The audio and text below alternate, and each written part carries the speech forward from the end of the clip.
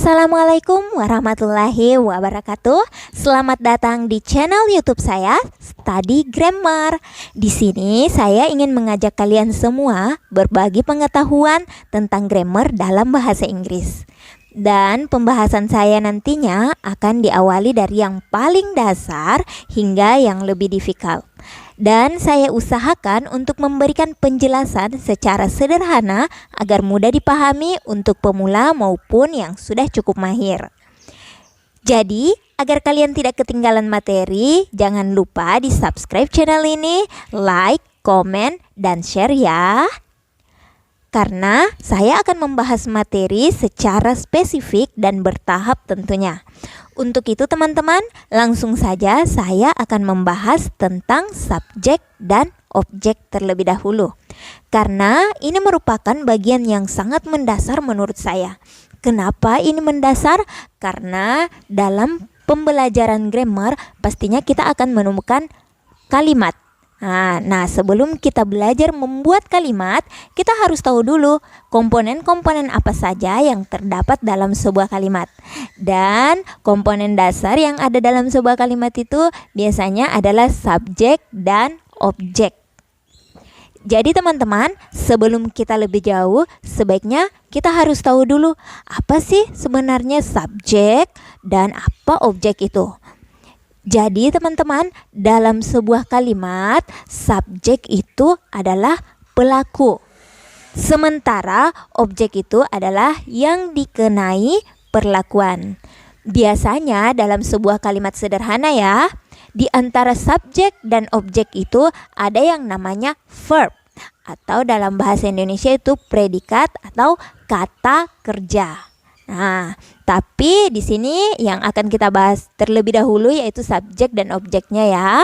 Nanti untuk video-video selanjutnya kita akan bahas terkait verb dan sebagainya. Nah, agar kalian tidak bingung nih, yuk kita langsung saja ke contohnya. Jadi saya beri contoh yang sederhana saja biar mudah dipahami. Nah, pada kalimat I need you ini artinya saya membutuhkan kamu. Pada kalimat ini ada sebuah subjek dan sebuah objek. Seperti yang saya katakan tadi, subjek itu pelaku dan objek itu yang dikenai perlakuan. Maka kita analisa kalimatnya I need you. Di sini yang membutuhkan itu adalah saya.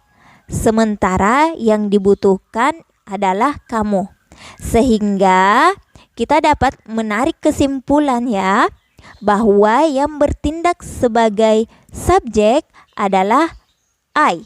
Kenapa harus I? Karena di sini I yang menjadi pelaku. Sebagaimana pengertian dari subjek tadi itu adalah pelaku.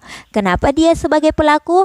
Karena perlakuannya di sini adalah membutuhkan dan yang membutuhkan adalah saya. Maka saya disebut pelaku dan menjadi subjek. Sementara objek itu adalah you. Kenapa harus you? Karena sebagaimana pengertiannya, objek itu adalah yang dikenai perlakuan. Nah, sementara di sini yang dikenai perlakuan itu adalah kamu. Kenapa? Karena dalam kalimat ini yang dibutuhkan itu adalah kamu. Maka yang bertindak sebagai objek adalah you. Nah, sampai di sini paham kan teman-teman?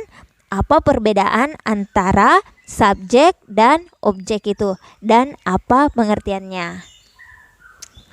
Nah, selanjutnya yang di tengah-tengah inilah yang disebut dengan verb. Ya, verb. Verbnya itu adalah need, membutuhkan. Itu adalah kata kerja. Jadi di sini kita juga bisa membedakan antara subjek dan objek itu bukan hanya dari pengertiannya, tapi juga dari letaknya. Di mana subjek biasanya terletak sebelum verb, sementara objek terletak sesudah verb. Nah, subjek dan objek ini bukan hanya berupa pronoun atau kata ganti, tetapi dia juga bisa berupa noun, bisa berupa kata benda, kemudian nama orang, nama hewan, baik itu kata benda abstrak maupun yang konkret. Nah, selanjutnya ya, di sini kita akan mengkaji tentang pronoun, karena kalau subjek yang berupa nama orang, nama hewan, nama benda-benda dalam kelas dan sebagainya, itu subjek baik dia bertindak sebagai subjek maupun sebagai objek, dia itu tetap sama, tetapi yang beda di sini adalah subjek dan objek yang berasal dari pronoun. Nah, kita simak baik-baik ya.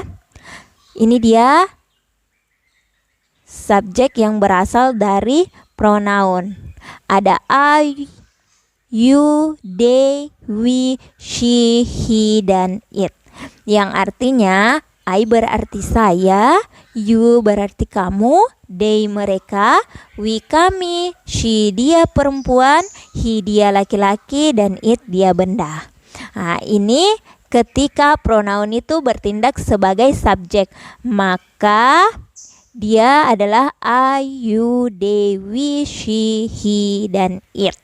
Sementara ketika dia bertindak sebagai objek, maka saya disebut me. Kemudian kamu menjadi you ya, subjek dan objeknya sama adalah you. Kemudian mereka itu menjadi them. Kemudian kami menjadi us, dia menjadi her, dia laki-laki menjadi him, dan benda tetap it. Nah, gitu ya teman-teman. Jadi berbeda antara subjek dan objek. Jadi ketika saya bertindak sebagai subjek, artinya dia bertindak sebagai pelaku, maka kita menggunakan I. Sementara pada saat saya ini bertindak sebagai objek, maka kita gunakan me. Gitu ya. Contohnya, langsung aja ya kita ke contohnya biar lebih mudah. Nah, kita tetap menggunakan contoh I need you. Seperti yang saya katakan tadi, saya akan mengkaji dengan cara yang sangat sederhana agar kita semua mampu memahami. Nah, di sini I need you yang artinya saya membutuhkan kamu. Kita lihat sendiri kan, saya bertindak sebagai subjek, dia I. Kemudian kamu bertindak sebagai objek, dia adalah you. Di tengah-tengah itu adalah verb. Next, kamu membutuhkan saya. Nah, gimana nih kalau kamu yang bertindak sebagai objek, sementara kamu yang bertindak sebagai subjek, sementara saya yang bertindak sebagai objek. Nah, kita lihat.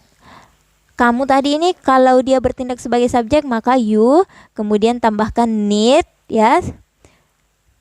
Dan saya sebagai objek itu adalah me. Jadi di sini kita lihat perbedaannya kan. I yang di atas itu sebagai subjek, kemudian me itu objek. Keduanya artinya sama-sama saya.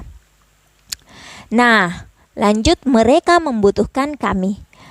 Nah, kita ingat kembali mereka ketika bertindak sebagai subjek maka they, kemudian tambahkan need. Next, us. Kami sebagai objek yaitu us. Nah, ini adalah 3 contoh penggunaan subjek dan objek dari pronoun. Jadi di sini kita dapat melihat perbedaannya ya, yang mana sebagai subjek dan objek. Nah, kalau subjek dan objek berasal dari kata benda seperti nama orang, nama hewan, nama tempat dan sebagainya, subjek dan objeknya itu sama, tetap sama tanpa perbedaan. Nah, sampai di sini paham kan teman-teman? Untuk selanjutnya, apabila kalian punya pertanyaan, kalian bisa tulis di kolom komentar. Dan jangan lupa subscribe channel ini agar tidak ketinggalan materi. Thank you for watching. Wassalamualaikum warahmatullahi wabarakatuh.